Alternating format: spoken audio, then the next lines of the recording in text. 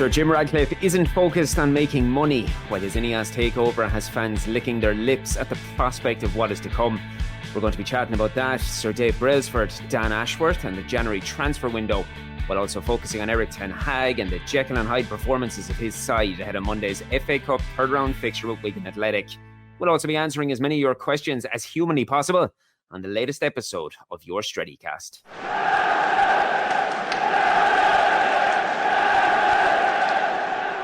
Happy New Year to one and all. Thank you for tuning in to the first instalment of 2024. Now, as always, I'm Sean Connolly, and I'm delighted to be joined by my comrades in crime, Mr. Dale O'Donnell and the enigmatic Brian Murphy. Now, lads, given the nature of proceedings regarding the impending arrival of Sir Jim Ratcliffe and his Ineos venture, I feel it's only fitting that we kick off with the 71-year-old billionaire. Now, say what you will about a man attempting to put a positive spin on his arrival and, I suppose, generate positivity, we'll say, with a mandatory PR machine. United's new co-owner has advised staff that he is not concerned about making money from his investment, and instead, he solely wants to focus on returning the club to winning ways. He also went on to acknowledge that what we already know in highlighting the club's failures over the past decade, but also reinforced determination to bring success by creating an elite environment. Now, as we all know, listeners in here, success by and large is the result of forward planning and meticulous preparation behind the scenes. Now, aligning the correct individuals with the required roles and essentially allowing everybody to sing from the same hymn sheet, that's necessary. And while some are disgruntled with the fact that the Glazers remain, others are attempting to view this Ineos arrival as the beginning of their end. Guys, I want to know right off the bat where you both stand on this. How do you view what is ultimately the finest of first impressions, Brian? It's funny, Sean. I suppose I'm so used to people looking at people saying things that come across positively and initially going, suspect, is it just a PR spin?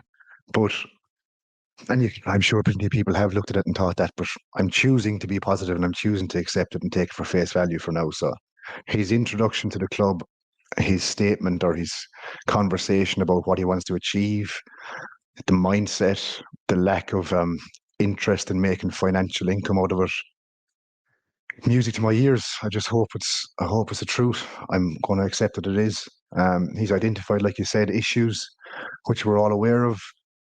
I think the dog on the street could identify plenty of issues with the club and the structure and how it's ran and how it's operating. But I'm hopeful and I'm positive that to see him come in and the Ineos team come in, they're going to implement change. Now, I'm not expecting the start of February, Man United have a complete different setup and we're a new club and we're all of a sudden we're the best ran club in the world. It's going to take time. And anyone listening to this podcast, don't for 1 second think that this guy coming in is going to just be an overnight success. There's been years and years of rot, bad planning, bad appointments internally, silly moves by the board and jobs for the lads and that kind of crack going on. So it's going to take time to root out some of the guys that aren't pulling their weight behind the scenes or aren't adeptly qualified or aren't really doing what they should be doing or aren't capable of getting us to the level we want to be at. But again, as I said, it takes time. They're going to have to identify people to come in. They're going to have to identify a modus operandi of how the club wants to operate, what direction we want to take, what's the best pathway of returning back to elite football and back to the top of the ladder again. So it's like a new manager coming into the team. You identify your squad, you identify the players that you want to keep and the ones that aren't really the ones that are going to help you move forward. And over the course of a few transfer windows, you try and adapt change. Similar to that, Ratcliffe's going to come in with his team. They're going to identify guys who they want to keep and ones who haven't been performing. And I'm sure over time they'll try and implement them changes. But you have to be positive for the future because we've gone through this sale process and we've argued and fought and we've had so much over and back and debate and full sale only, Qatar, Sir Jim. I mean, it got to a stage where I think everyone was just absolutely sick of it. So to see closure on it is a positive side. It's not what everyone wanted. For me, it was always the best of a bad bunch between the two options we had. I never wanted Qatar to come in. I was open about that. So I'm happy on that side. I'm not obviously ecstatic that he's only managed to get X percentage of the club, but I have to accept that it's a starting point. It's less Glazer power, it's less of a grab on the club for them. We've reduced their ownership of the club, and I'm hoping that will reduce over time further and further, and eventually we get rid of them. So I hope it's a pathway to the end of the Glazer ownership of Manchester United and their involvement with the club. But for now, it's a good start, and to see the football control side of things, as they call it, being handed over to them and being taken away from people that none of us trust to have the right ideas, or none of us trust to have the right mind frame or mindset, that can only be a good thing. I mean, we need to focus on the pitch. With so long, Manchester United has been treated as a commercial outlet and focused on getting noodle sponsors, whiskey sponsors, red wine sponsors, fucking tyre sponsors. That's all well and good, and that's brilliant for the financial side of the club. And yes, it's needed. You need to be commercially viable at the top of the game, but you still need to play football well, and you still need to win football matches. And that was forgotten for so long. We've just gone through a myriad of shit and become a very hard football team to watch, with a squad that's been assembled over time by numerous managers not getting enough time to put their stamp on the side.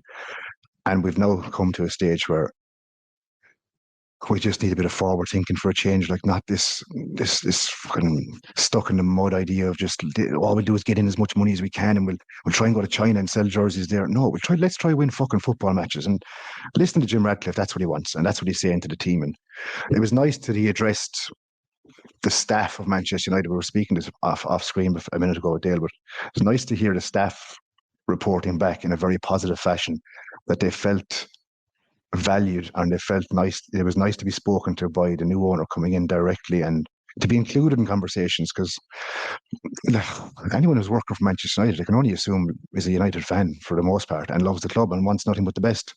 So it's yeah, I probably have to go off on a big massive rant, but it's all I can think is it's positive for the future, and let's hope it is. Well, I suppose that's the logical view. And the worry that I would have, based on everything you said, and one particular topic, is how so many people expect overnight success, when realistically, it's not going to be overnight success. It's going to be a formulated plan that, as I touched upon, we need people singing off the same hymn sheet. And another very interesting factor in it is that we're told that the initial $300 million is but the start of the investment that fans can expect. The man is aiming for a best-in-class setup deal, with Mr. Sir Dave Brailsford spearheading that vision. A man you and I know well, a man we've spoken about well. What are your view on Mr. Brailsford joining the team? I think, looking at his CV, he's brought success pretty much everywhere, so that's going to excite people. I think there's some flaws too. There'd be some criticisms. You look at Bradley Wiggins would rubbish his theory of marginal gains, but you'd also have people, when those are successful, looking to strip them down.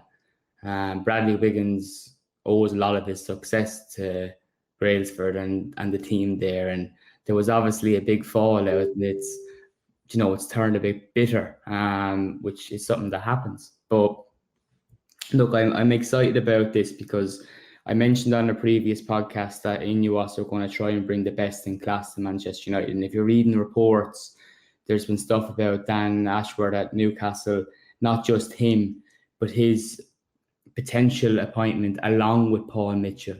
We're not just getting one. We seem to be getting quite a few. Blanc is another person that is well respected in the football world. Brailsford might not be, but he can possibly. He has that pull factor where I think these guys that are coming in from different clubs will want to work at Manchester United. There was reports that Dan Ashworth was a bit frustrated at Newcastle, and what United are apparently offering him is basically the key to the kingdom, which is not something that has been the case at Manchester United before. So you look at John Murtough, apparently football director.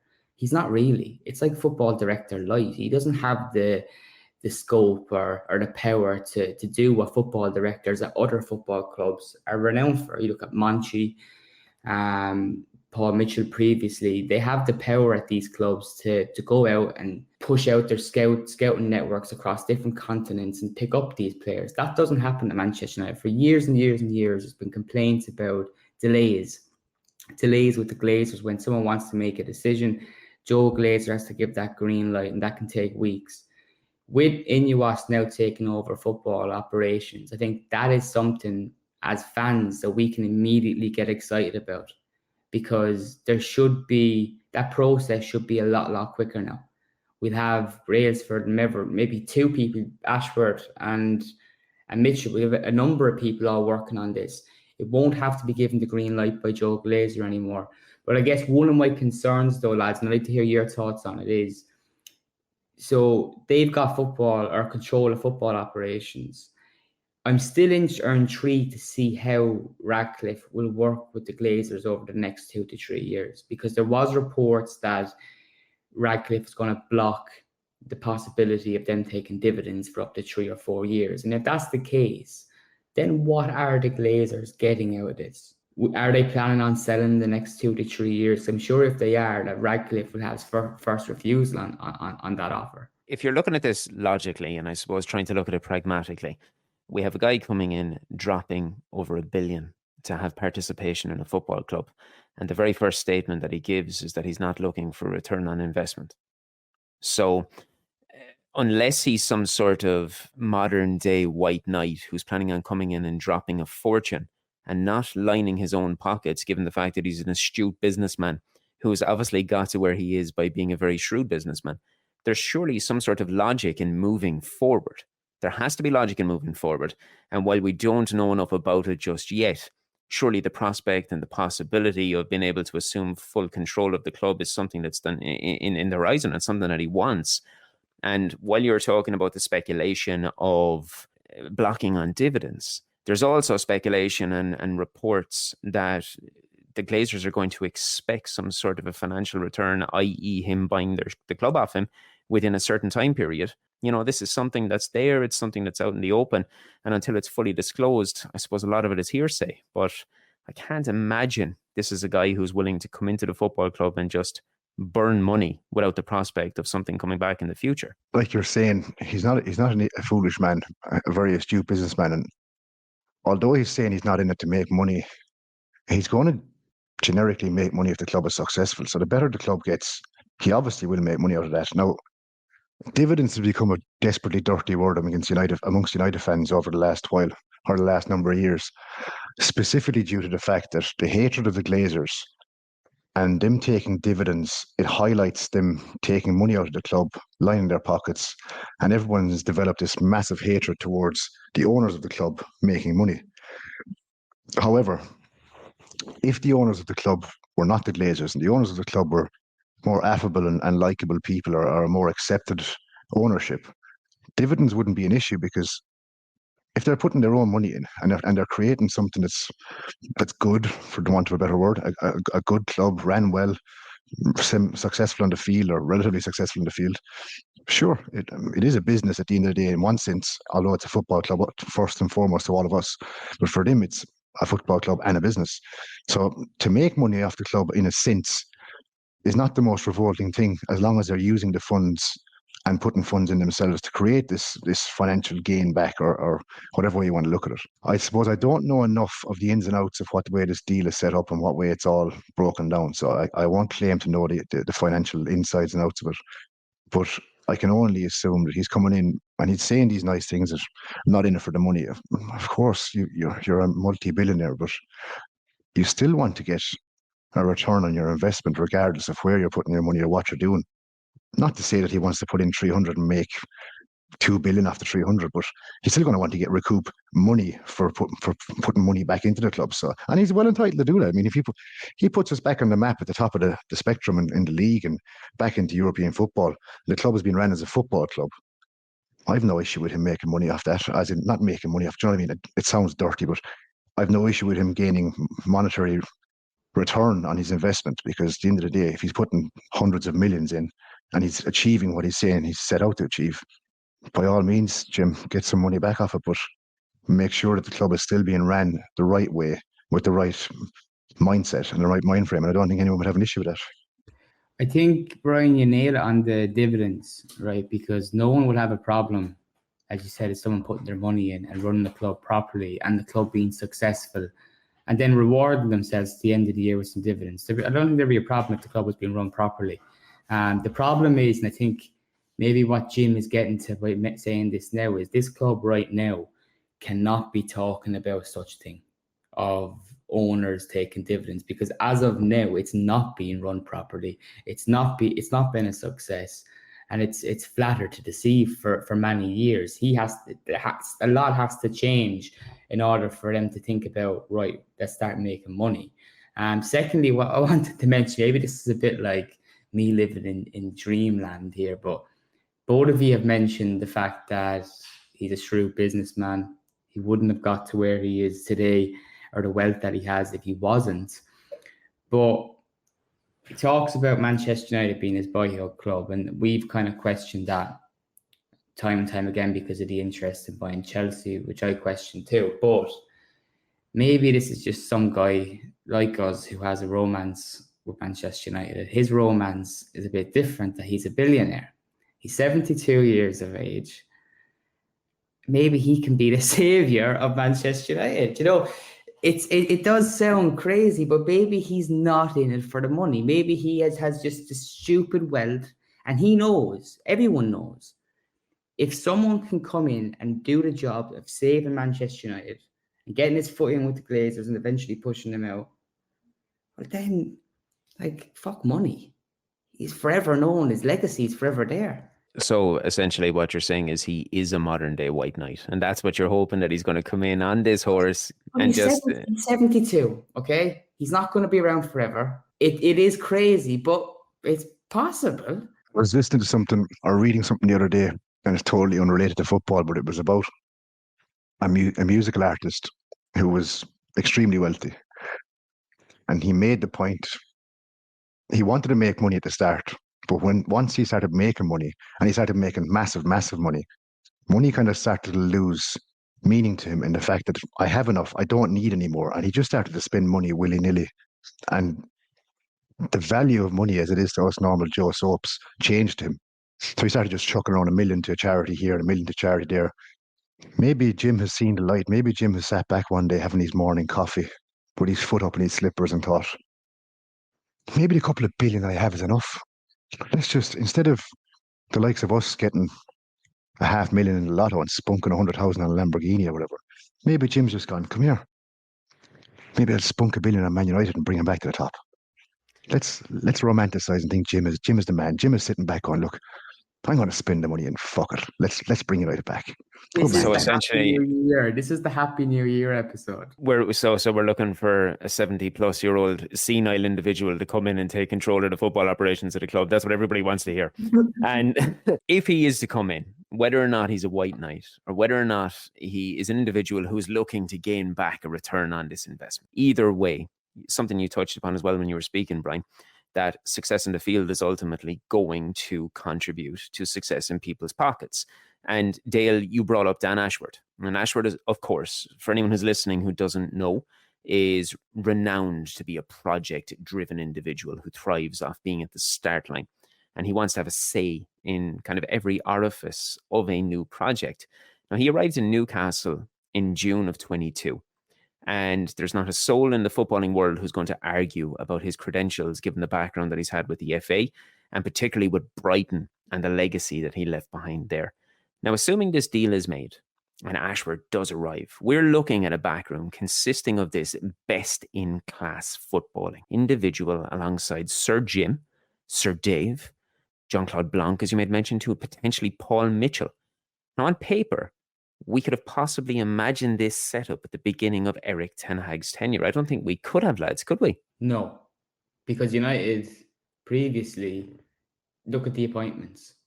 They've had many opportunities. We've been linked with every football director in Europe in the past 5 years, right? Because there's been people going in and out, your Ed Woodwards, your Arnold now, and so on. But finally, we're obviously going to making that jump. So we're going to see what we've been missing out on. And I don't want to repeat myself again about the football director role and all these roles that are at the club. They were non-existent, really. And something else, which is more the case of this season. Since the Glazers announced that their strategic review, especially in the past few months where it was inevitable there was going to be some sort of partial takeover, people within the club have basically stopped working. Not everyone, but certain figures that know they're leaving. Richard Arnold, for one. And if you put all that into consideration and look at the season we've had, the fact that some of the hierarchy have been idle or non-existent shows that the manager really has been left with no real support. Didn't know probably about his future up until this week with Ineos until he met Sir Jim Ratcliffe. And it would be interesting. We haven't done a podcast now in some weeks, and there's been a lot of bad results. And from reading, say, some of the online community and what they're talking about at the moment, there is a few people kind of turning the screw with Eric Ten Hag and how they feel about him. What's the story here around the table?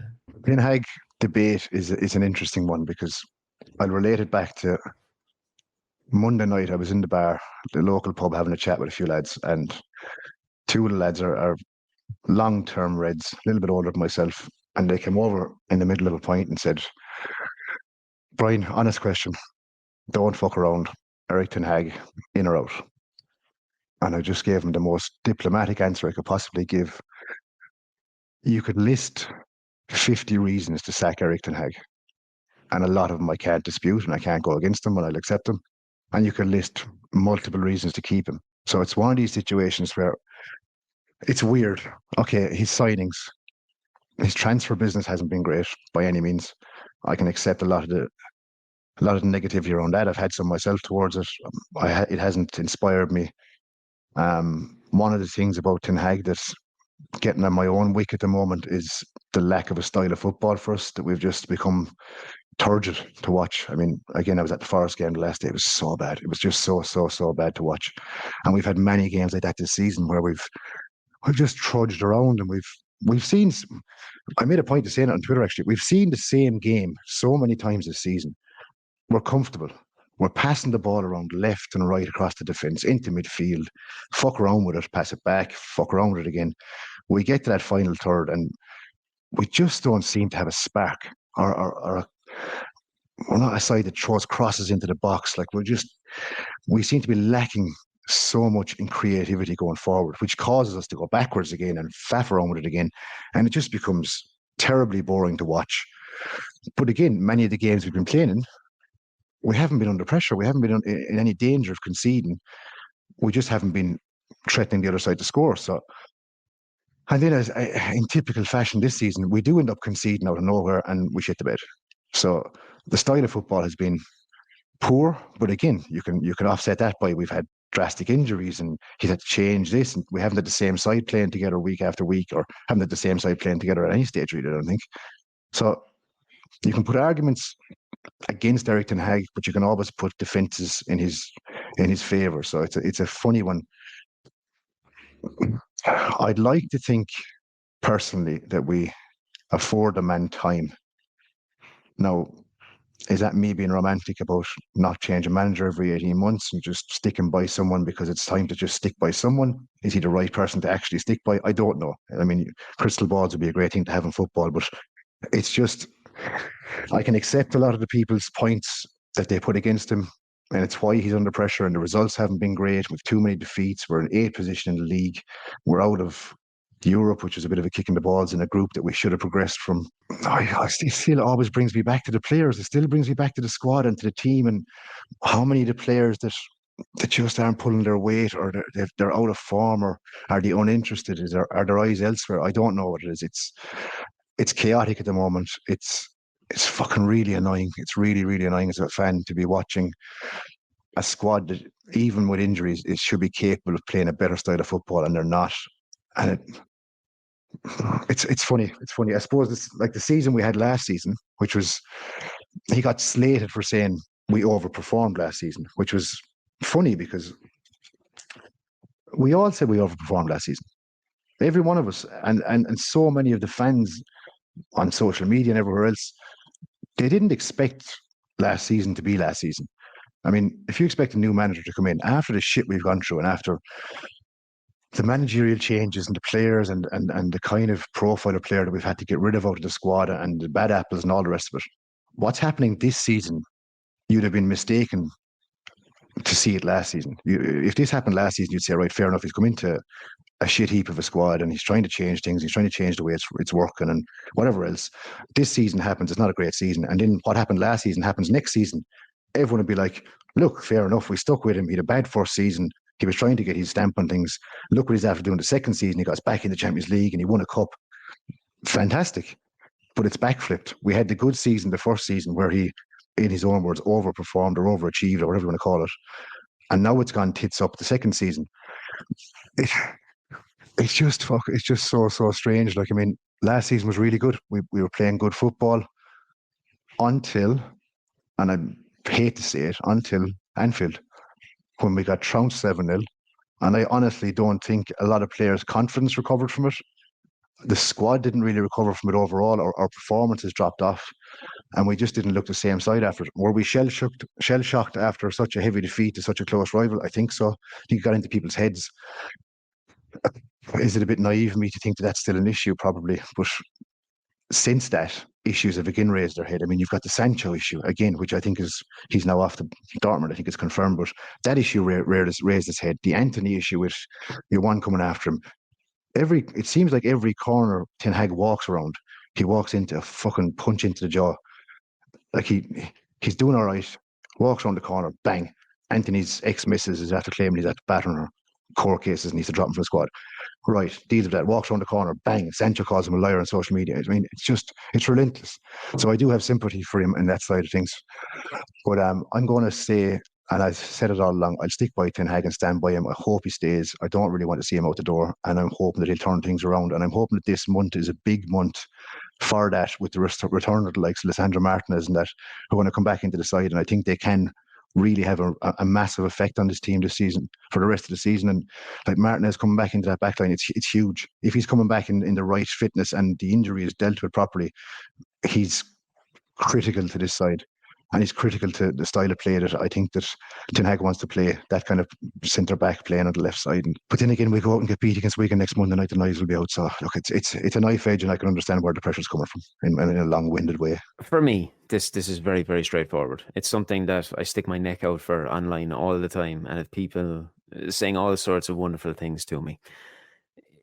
For one thing you touched on a moment ago about many people mentioning us overachieving last season. This is something we've mentioned on this podcast many times, because we did overachieve last season. People forget the type of demon and the type of monster that we're dealing with at this club. And everything that we've discussed over the previous 25 minutes really highlights that. Let's bring it back to, if we will, when Ten Hag came to the club. Ten Hag was a guy that we chased for quite some time. I think universally, this is a manager that every single football fan wanted.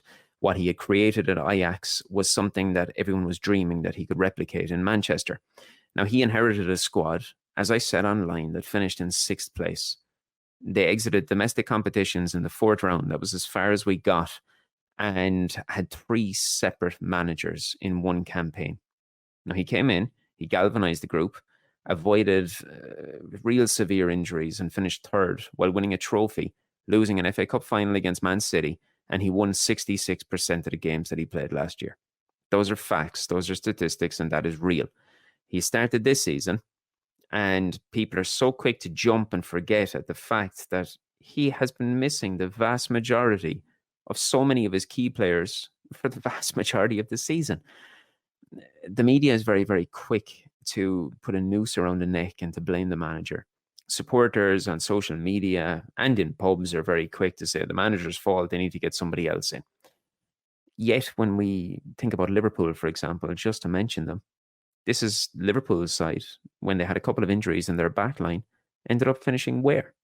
You know, they missed out on Europe completely, and yet Jurgen Klopp gets a pass on that because of what he had done in X amount of seasons, when people also forget that it took him 3 or 4 years to even establish what it was he was trying to do in the first place. Things are not going well. Things are tough. The team is in 8th place. I mean, what have we got? 4 points from a possible 15? And we're 14 points behind Liverpool. I mean, the side this season has got, 9 losses, 10 wins, 1 draw, out of Europe. No style of play in terms of how performances are being laid out. But I genuinely believe that there's not another manager that could come in here and deal with Ten Hag has had to deal with this year and be able to do anything different. The players that have been missing, it's criminal. And as you mentioned, with Leach coming back, I mean, he is going to be absolutely key. And I know an entire team shouldn't really have to rely on one player to function, but it's more than that, because not that I'm saying Leach is Roy Keane, but Leach is the closest thing to a Roy Keane that we have in this squad based on what we have seen last year, because he's a leader. He'll die out there. And when players see that, they say, if they they see a teammate out there who's, be it lashing into Mo Salah, creating this sort of an atmosphere where he's embracing the vibe that's coming out of the Stretford end, coming out of the TRA. We're lacking that. We're lacking Casemiro. Mason Mount has come in. He hasn't got a chance. He's already labelled a disgrace and he's labelled a failure, and he hasn't got a chance to do anything. For me personally, Dale, this is a man to bring us forward. I think he's the man to bring us forward. And I think people need to realise that the amount of variables that he's had to face up to this point, there's no other manager would be doing anything different with it. Just another little point, and it's not me giving a little silly analogy, but the pressure he's under is by and large media created. Now, whether that's a cop-out or not, call it what it is, but media darling Eddie Howe, has he lost 4 of the last 5? Has it gotten worse than that at this stage? Is it 7 out of 8? I don't know how many games he's lost out of how many. How about fucking Pochettino? Just about to get to that. So Eddie Howe has lost, I don't know, 4 out of 5, 6 out of 7, whatever it is. Pochettino has been a fucking absolute disaster at Chelsea.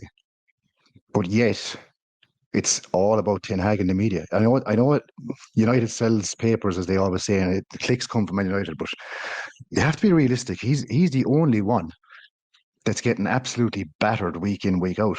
Go back to when he won Manager of the Month. I know it was a bit of an amusing, smirky Manager of the Month, but at the end of the day before he won Manager of the Month, they were talking about him getting sacked on TalkSport. I mean, his results weren't sackable results. Mightn't have been the best of football, but it's a results business. But all of a sudden, Eric Ten Hag is to be sacked, and the following day he gets Manager of the Month. I mean, it's the nature of the beast. When you're at a club the magnitude of Manchester United, you're under the microscope massively, and people have lost patience over the years, which is fair enough. But why is he the one that's always getting fucking hammered every single week? Newcastle have injuries, and all you hear about and all you read about is Newcastle are going to have it tough tonight in this game, suffering from a major injury crisis, and they're up against it. United had fucking 400 people injured, and it was a case of that's just not good enough. United were shit tonight, and the football was terrible. And why can't they do this? Well, maybe because we're missing fucking half the squad. I mean, we went to a game before Christmas. I can't remember which one it was, but from the starting 11 we had the first game of the season, the starting 11 plus the subs on the bench, I think we were missing 11 out of that match day squad that day. That'll tell you the effect it's had on the side. Like, this injury crisis that we've experienced has been phenomenal. But to be missing 11 of the starting match day squad the first game of the season, that's so crippling, it's unbelievable. But he doesn't seem to get any forgiveness for it from anybody, from Sky Sports, from TalkSport, from any of the media outlets. No one seems to give him any bit of slack or any bit of forgiveness for the fact that he's dealing with, at times, a threadbare squad. I mean, he's had to bring in kids into the squad at times. Now, luckily, Kobe Mainoo has come into the squad and been absolutely fantastic. But again, like, there's other lads on the fringes there. Would they be anywhere close to that level or to that close to the first team? If we had the first team that he wants to have and the injury crisis wasn't there, them kids are nowhere near that team. I mean, not saying Mainoo's not nowhere near the team, but like the other guys, like the likes of Dan Gore and that, and Willie Cambuala, are they going to be making debuts at this stage of the season in a full squad? Highly unlikely. But that's the level he's gone to. He's had to bring in the likes of a Willie Cambuala out of nowhere. He's had to be giving Dan Gore a little look.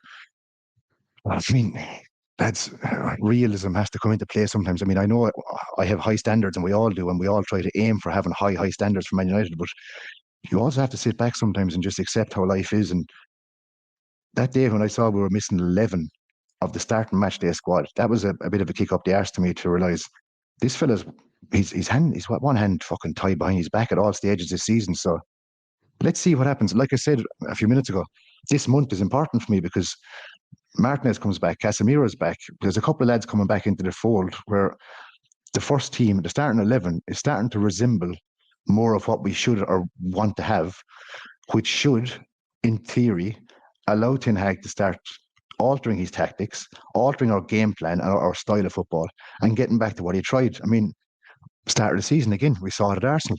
I was at the game against Arsenal, and I had questioned it. I'd said it to Sean a few times.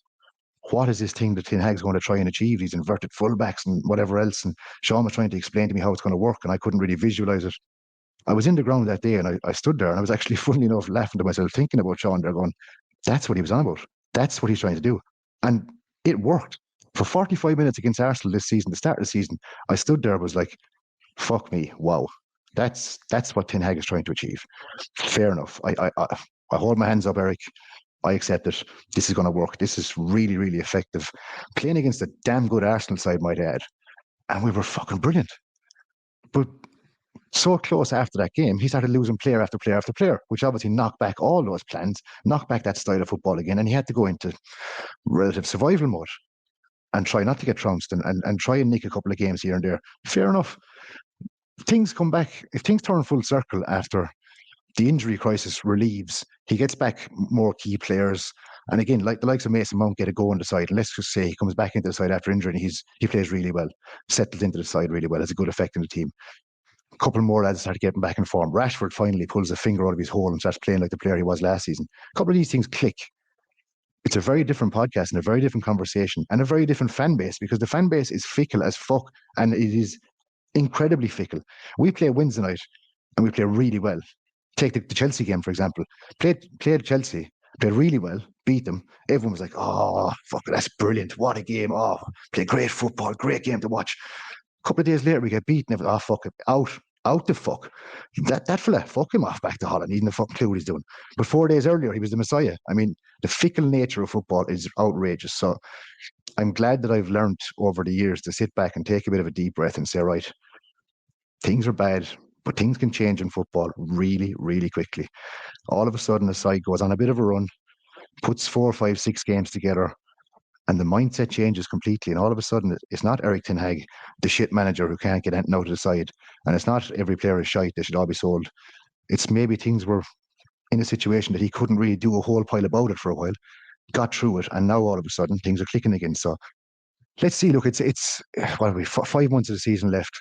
Let's see where it takes us. I don't see Eric Ten Hag losing his job before the summer, if he's to lose his job, unless Wigan beat us 5-0 Monday night, and I'll fucking go mental myself. But it's football. It's cyclical and there's mini cycles even in seasons. It can change in a drop of a pin. So deep breath, hang on in there, and let's see what he can do when the side comes back together. Exactly. And one thing you're touching on there with the fickle nature of football, I had to laugh there. I saw it earlier on. Obviously, Donny van de Beek has gone over to Frankfurt on loan, and the club released a montage celebrating their new loan arrival. The comments were awash of Manchester United supporters saying how he has been treated so unfairly. Why wasn't he given a chance at Manchester United? Why wasn't he given a chance under Ten Hag? And all you can do is laugh. Now, you mentioned Wigan, and we have Wigan on Monday, the opportunity to enjoy another glorious cup run. They're a side sitting in 17th place in League One, and I suppose it's about as close to a dream fixture for them. Considering everything that we have discussed about the downturn in form this season, just how much of a must-win fixture are we looking at for the manager, Dale? Huge, because this season has been shit. That's the only way I can really describe it without buttering it up too much. And I think we all need a bit of a cup run. I think it's nice. It's an away trip to Wigan. It's not another home draw.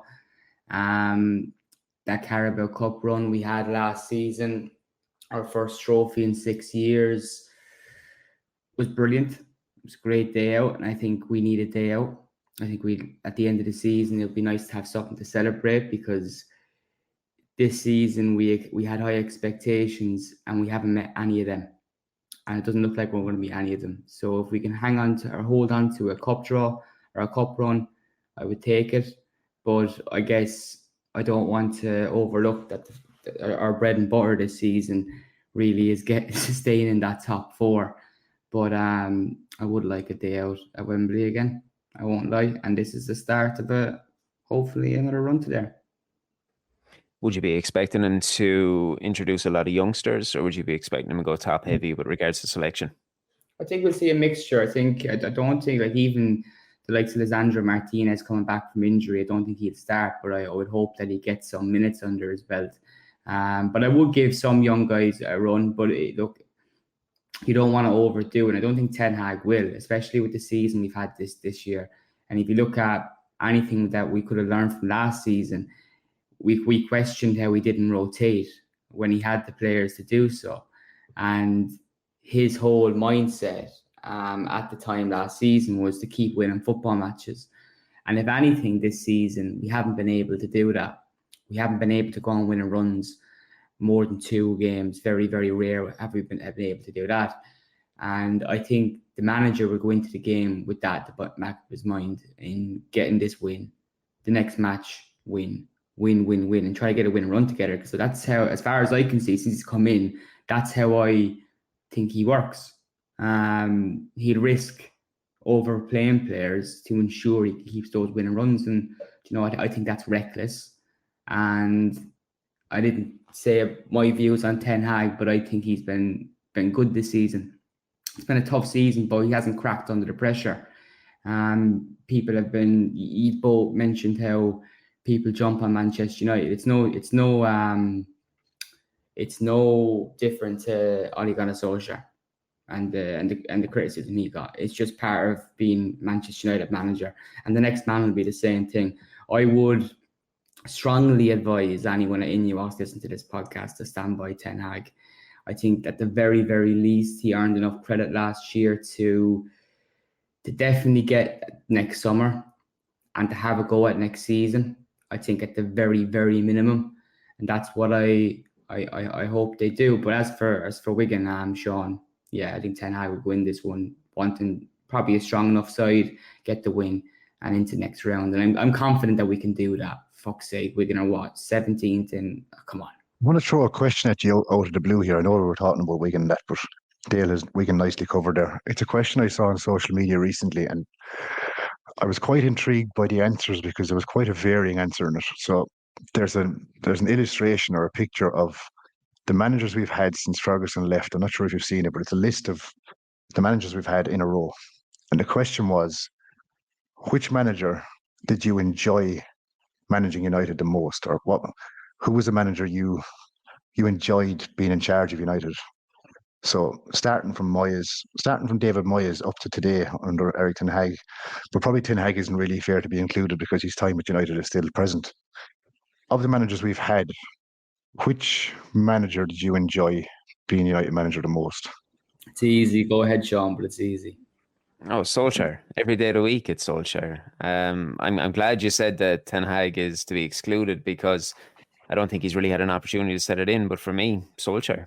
I'm assuming you're agreeing with that, Dale. Hands down. I think just to go back over some of the other ones, I think who I was most excited by and the man that at the time I did want to replace Ferguson I was excited by Mourinho. Did not turn out, and I was wrong, very, very wrong. But it didn't turn out how I wanted it to turn out. I'd imagined that Mourinho was going to make us a team of bastards. Now, a team of bastards that we would appreciate and we would love. But he did make us a team of bastards, but a team of bastards that we actually turned to hate. I remember at the end of that Mourinho run and the players in the pitch, and it just did not resemble what I envisaged Manchester United as. And it was absolutely a million miles away from where it needed to be. So actually, I think if we were to point out the most, I would say, cancerous time under a manager would be Mourinho. And I was most excited by that reign, to be honest, at the start. Funny that you've both gone that way because, to be honest, that's exactly what I expected until I looked at the comments and the replies to these things. And Mourinho was easily the clear favourite in this question, which I found strange because maybe it's recency bias or maybe it's romanticising about the past or whatnot, but under Solskjaer, I don't think I felt as connected to the team since Ferguson left. I mean, when I say connected to the team, I liked them. I really liked them. Like they were a football side.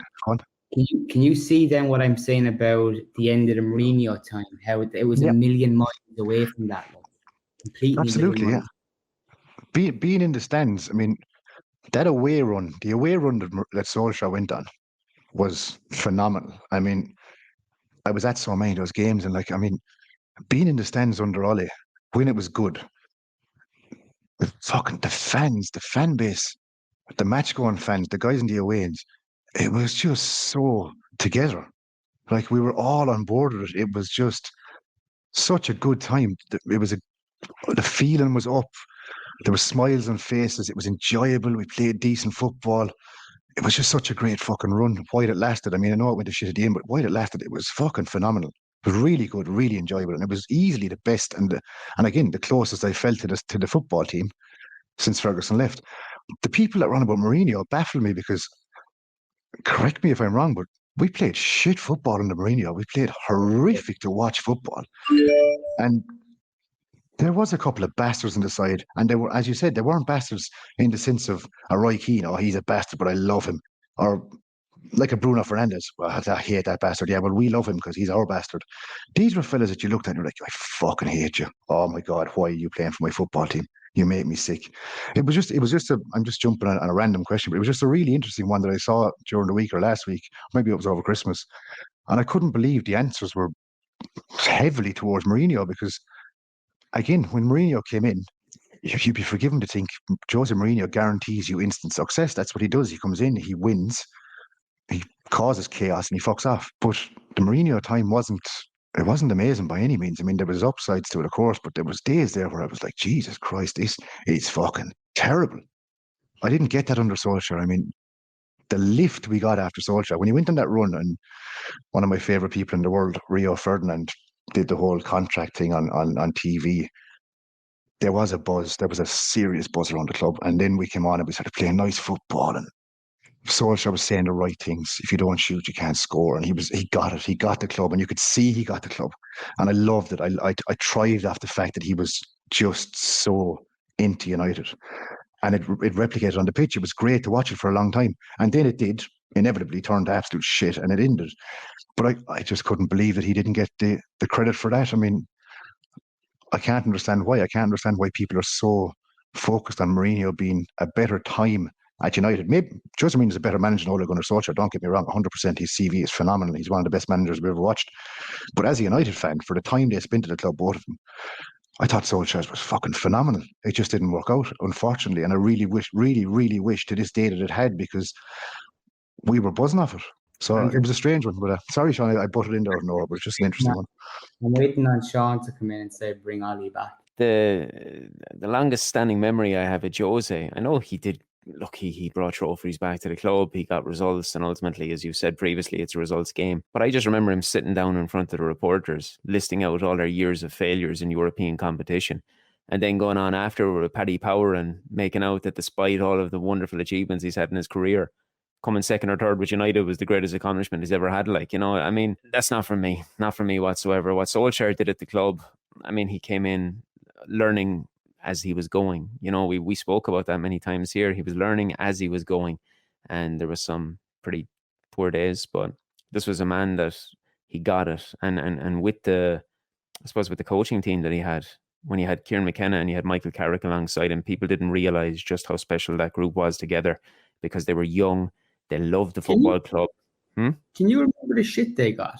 Yeah, I was just about to say, sorry, I was just about to jump in and say, can you think back to when Carrick and McKenna were lauded as the worst coaching staff, background staff in the league by a distance? McKenna is a fucking fraud. Carrick will never be any good, blah, blah, blah.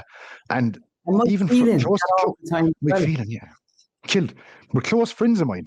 Funny enough, close friends of mine slated them. Like, why have we got these lads? Get them fucking out of the club and get in these proper coaches and all this.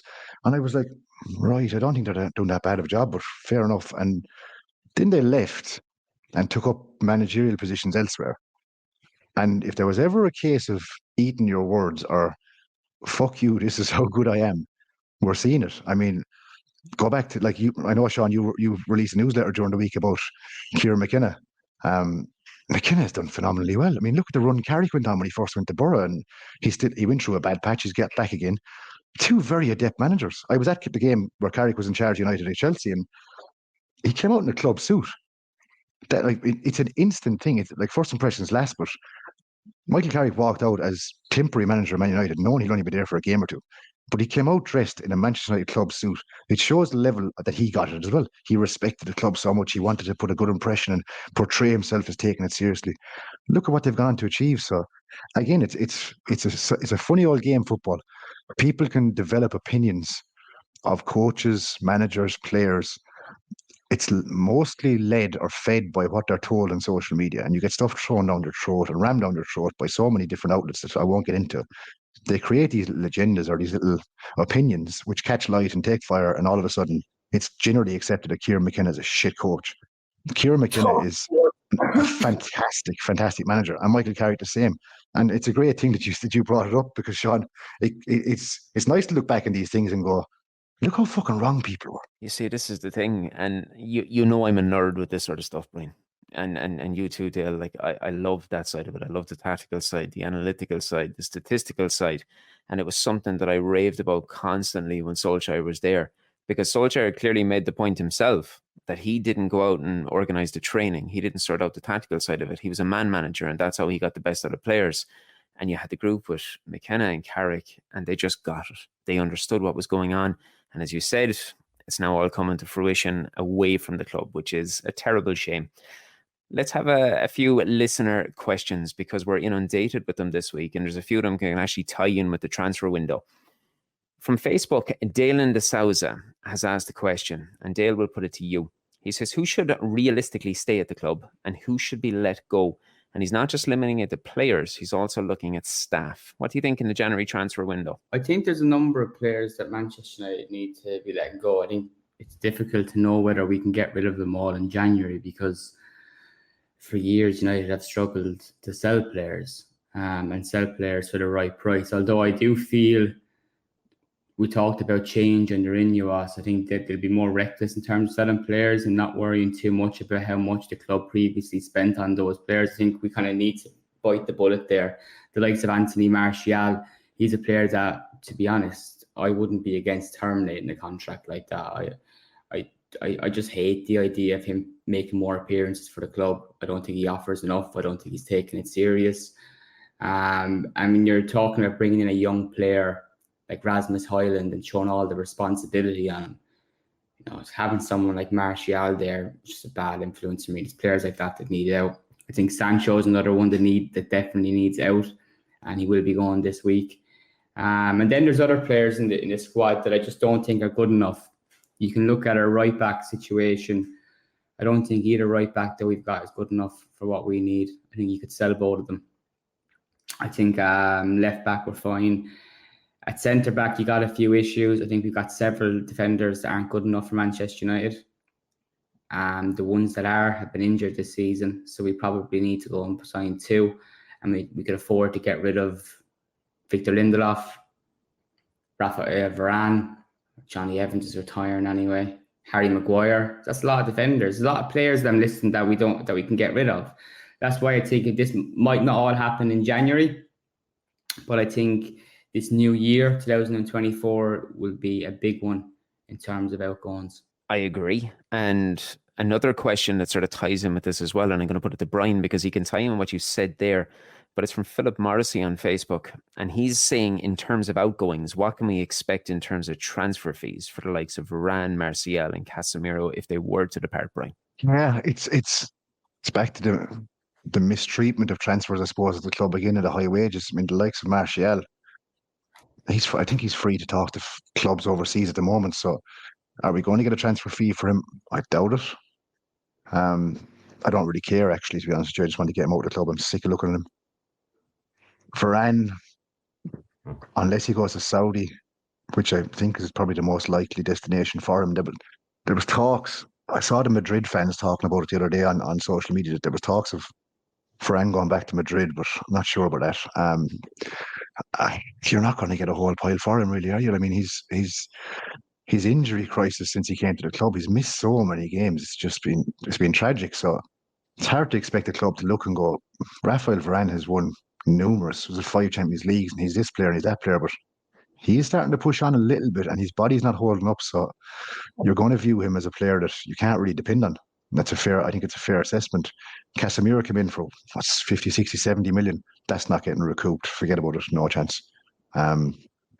Just to go back on one name that Dale mentioned a minute ago, and it's a funny one given the history of the player's time at United over the last 2 years. Harry Maguire. I'll ask you both really quickly. Are we still selling him? Is he still the worst defender in the world? Is he still one of the ones that has to get out of the club? Or selling him in the morning. Are you selling him in the morning? Has he not changed your opinion at all? No, gone. No, I think not. I tell you, nothing has surprised me this season because I never questioned Harry Maguire's professionalism. Right? I think he's always been someone. Solskjaer said it too. Always trained top. Never gave any ounce of problems or anything like that. And this season, before the season started, he was told basically, manager doesn't want you. He came in, and yes, he performed very well. But I never thought he was a crap defender or absolutely woeful. I just still don't believe that if we want to get to winning Premier League titles and being in Champions League season in, season out, you got to move on from that. I don't think he's good enough. I don't think he's become good enough for us overnight. He's probably, though, and I mean this, probably been our best defender this season, though. You're not keeping him around. You're not even keeping him around as part of the squad rotation or anything like that. You're going to get him out and replace him. Straightforward. Yeah, too many scars. Yeah, I'd mirror a lot of what Dale is saying. I mean, I've defended Maguire for years. I personally, I've never thought he deserved the type of abuse that he got. It's not his fault that people who were unfit to be concluding these deals in backrooms of Manchester United paid the amount of money that they paid for him. Just because you pay more for an individual doesn't mean that their ability is going to start soaring through the roof. They have an ability and they have a certain way of playing.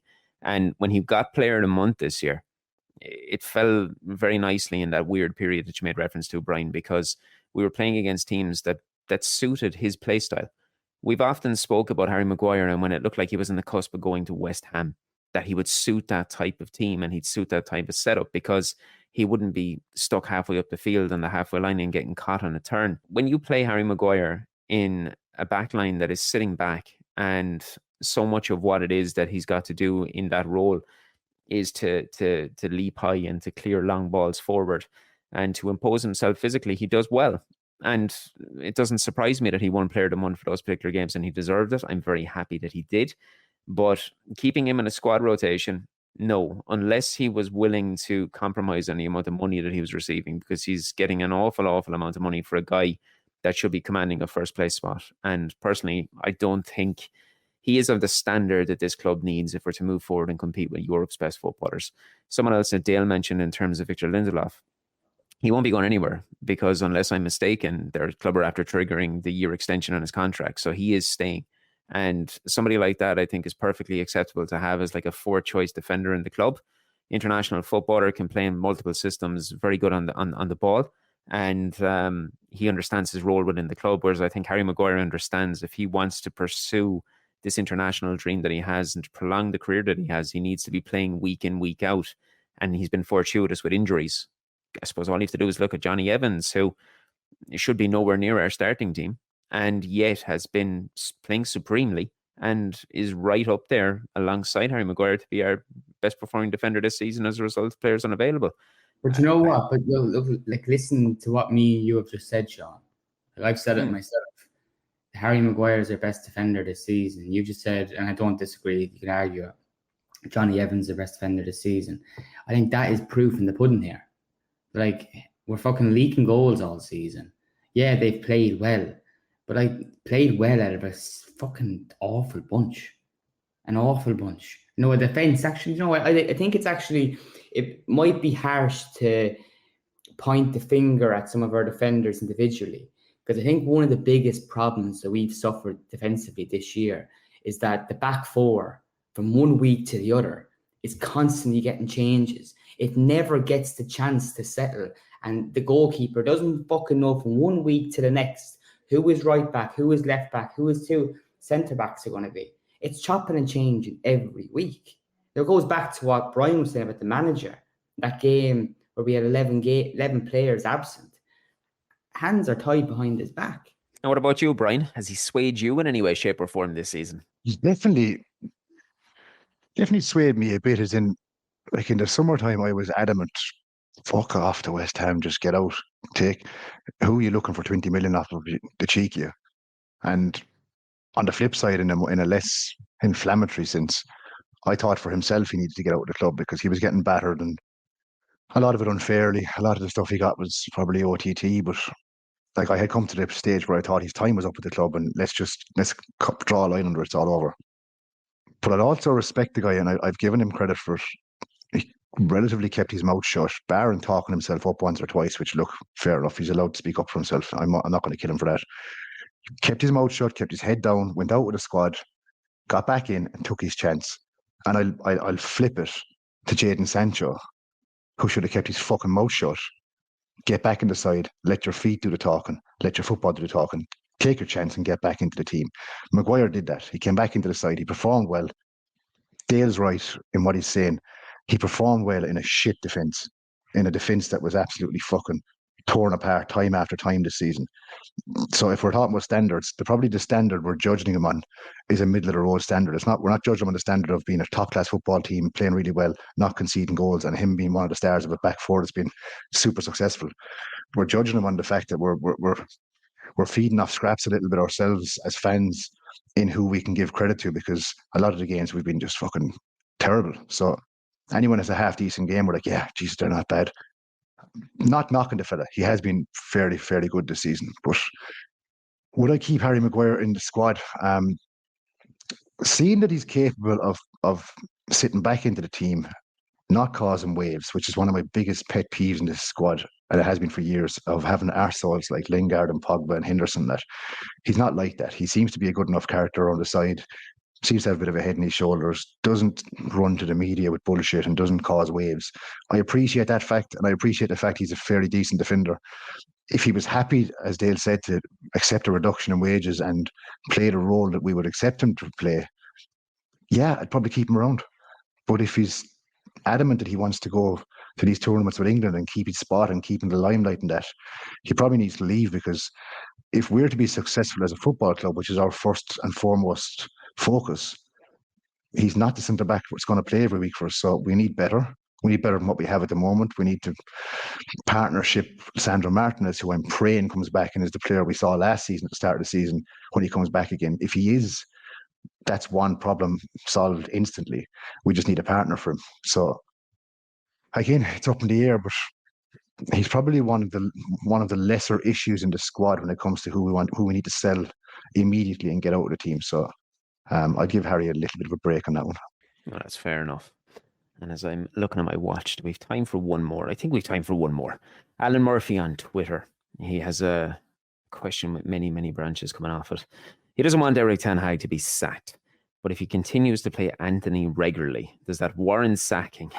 And if yes, who replaces him? And he's suggesting Graham Potter with a bit of a smug response. What do you think, Brian? This is going to sound absolutely ludicrous, but the world that we live in at the moment is a ludicrous place. I am convinced that Anthony is a social experiment similar to Balenciaga. I don't think he's actually a professional footballer. I think he's a plant. I think he was put into the side, and Netflix are recording this, right? So in a couple of years' time, Netflix are going to release All or Nothing Anthony, the Nothing Story. He is fucking brutal. He's probably one of the footballers that I've hated watching the most in my entire lifetime. Now, I know it's not his fault we paid massive money for him. Fair enough. That's not on him. That's on the club being fucking stupid. But Jesus Christ above and across. If I have to watch Anthony once more, fidget spinning or whatever they call it, spinny Anthony down the wing, doing fucking nothing. I was at a game recently, and this is gospel truth. I'll have to try find the clip back. You want him to beat the defender and put the ball in, right? He doesn't cross the ball in, right? Crossing is obviously he must be a vampire. He's afraid of crosses. He just doesn't cross the ball. So Rasmus Højlund's inside. Ball comes to Anthony. Rasmus Højlund's inside with his dick in his hand going, well, I may as well just look around the place because this ball is never coming anywhere near me. He beat the defender. And instead of going on, he went back again to try and beat him again. Anthony, you've already beat the fucker. Just go on. Drive on. I know I'm being sensational and I know I'm being over the top, but I really, really cannot stand watching Anthony play football. Lads come in, Pellistri and Garnacho goes on to right side recently and plays really well. Anybody else in the squad we stuck right midfield would do a better job for me. He gets excused because, he tracks back, he works hard, he's good defensively. He's a fucking right-sided winger or forward or whatever you want to call him. Produce something, man. Produce something. His stats, Sean, you're a self-proclaimed stats geek. His stats must offend your eyes when you look at them because they're tragic. I can't see why Eric Ten Hag, to get more serious for a second, I can't see why Eric Ten Hag sticks by him outside of the fact that he was his man and we paid so much money for him. It has to be in the back of his mind that I need to stick with this fella. It needs to click to prove I was right about this transfer and to force the club to pay that much money for him because I brought him in. But I can't see it. I can't see him ever becoming the right-sided winger that we want at the club and it's ever going to produce what we want to see. And signs on. If you look at the stats for chances created for Rasmus Højlund or chances created overall in the forwards, we're in the bottom 1 or 2 teams in the league. It's not good enough. And he hasn't been good enough. And again, it goes back to Jadon Sancho, who's another fella that fucking annoys me. If Jadon Sancho sat back on his haunches and just took a deep breath, play your little PlayStation till 2 o'clock in the morning, but get up and turn up for training. Anthony's going to just not play very well. You're going to get your chance in the side and you're going to be better than Anthony. No matter how poor you play, you'll be better than him. So you're going to have that right-sided spot to yourself. Is it a sackable offence, Alan? Probably not. But is it offending my eyes to watch him? Absolutely. Dale. Look, I think it's important to note that Anthony is still a young player, but from what I've seen of his time at United, it's just a lack of end product. I can't ever see it really clicking. You mentioned players there that would be considered fringe players like Pellistri coming in. And at least the likes of Pellistri, who's younger, by the way. At least when so is Alejandro. So Dale, just on the young player thing. So is Alejandro Garnacho, who's fucking class, breaks his bollocks and puts a couple of balls into the back of the net and into the box. Anthony is older than him and shitter than him. So, not to argue with you, but his youth doesn't wash with me because he's just so bad. No, I agree, because there's younger people that are doing more than him when they come in. But I just think the likes of Pellistri, even Garnacho, they're young, they can be wasteful, they can be inconsistent, and that's fine. We can get over that. But when they come on, there's a bit of drive about them. They like getting in behind. You mentioned Anthony there, and it's not the only time he's done it where he might do a shimmy or two and beat his man. But he wants to go and beat him again. And 9 times out of 10 this season, when we're in those situations, United are usually running against the clock, usually trying to fucking grab a goal and then grab a winner. We're not usually in the sense where we can afford to dilly-addle, beat a man twice, do a nanny on it because we were fucking winning 3 or 4-0. It's not quite like that. So, no, I agree with you. It is frustrating. I prefer the likes of Pellistri, and we haven't seen much of Ahmad now, but I prefer direct wingers. I don't think Ahmad is direct. I think he's not quite like Sancho. You know what? Sancho annoyed me more. I thought he was too passive, whereas I think Anthony's a bit thick. I don't think he has that football intelligence. You mentioned, beating his man, wanting to beat him again. There's times where Rasmus Højlund's in the box and you're looking at our wingers and just fucking put the ball in. Just put the ball in to the mixer. But no, they're not tuned like that. I think one of the things that annoys me the most about Anthony, right? I can accept the tippy-tappy bullshit in the sideline. I'll get over it. I can accept the step overs and the fucking spinny stuff.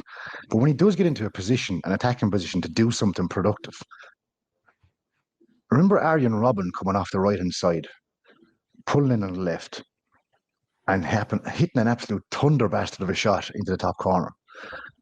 Anthony, for some reason, tries to pass the ball. When he shoots, it's a weird thing. When he shoots, it's like he passes the ball at goal. He doesn't hit a rasper of a shot and try and sting the keeper, stick it top corner. It's just this pathetic, like, limp shot.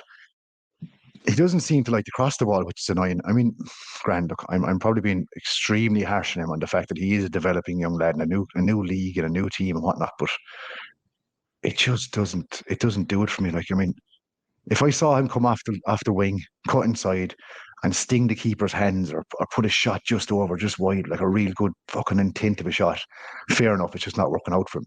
I just see no end product at all from him. And I mean, we're struggling as it is. We're struggling to create goals. We're struggling to create chances. And he's just not adding. He's not adding to it at all. Whereas then you look at like Garnacho. Alejandro Garnacho is going to be a better footballer than Anthony. There's no denying that, or there's no debate about it. He's going to have probably a far better career than Anthony's going to have. You can see it in him as a young lad. He's just got it. Again, a bit hard, a bit rash at times, a bit wasteful at times, but that's fine. That'll get out of him.